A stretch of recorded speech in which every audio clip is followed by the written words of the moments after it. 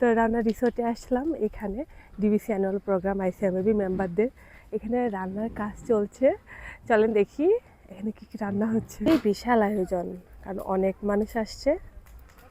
সকালে নাস্তা করেছি, এখন এগুলা দুপুরের জন্য রেডি হচ্ছে। তো ওনাদের কাছে গিয়ে দেখি এটা কি বসাইছেন।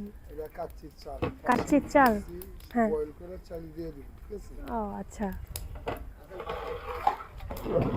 গাছের ভাই নাও, লবণ দাও দিও। লবণ দাও। হাঁড়িগুলা দেখেন কতগুলো। এখন এটাকে ওনারা নামাচ্ছেন।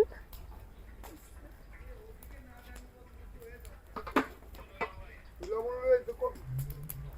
ঠিক আছে। একটা ফাটা, সব এলাচ। একটা ফাটা। লাগবে না, হালকা দিয়ে দিই। লাগবে না।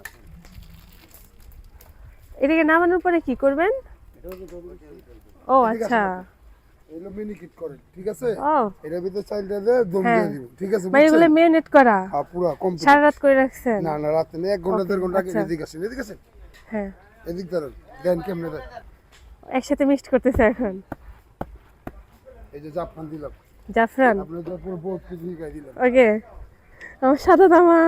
উঠে দেবো গা, জাফরানের গ্রাম তো উঠে দেবো। এখন এটা দেখতে এসে আমার সাদা জামা ভরে গেল।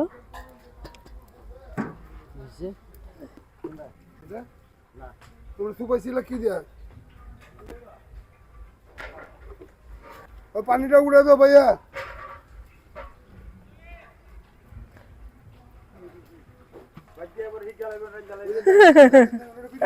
জাফরান দেওয়ার পর আবার চাল দিচ্ছেন।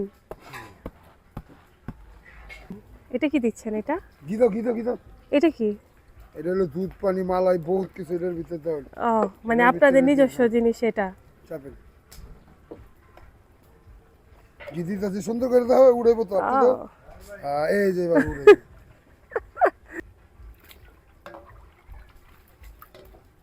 একটা বুলা গেছিল কম। এভাবে দমে রেখে দিবে।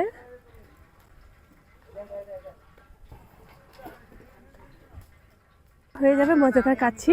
এখন দুপুরে দেখাবো যখন আমরা খাবো। কাচ্ছি, রোস্ট, কাবাব সবই ছিল দুপুরের খাবারে। তবে খাওয়ার পর এর টেস্ট খুবই মজার ছিল। থ্যাংক ইউ অল সাথে থাকার জন্যে।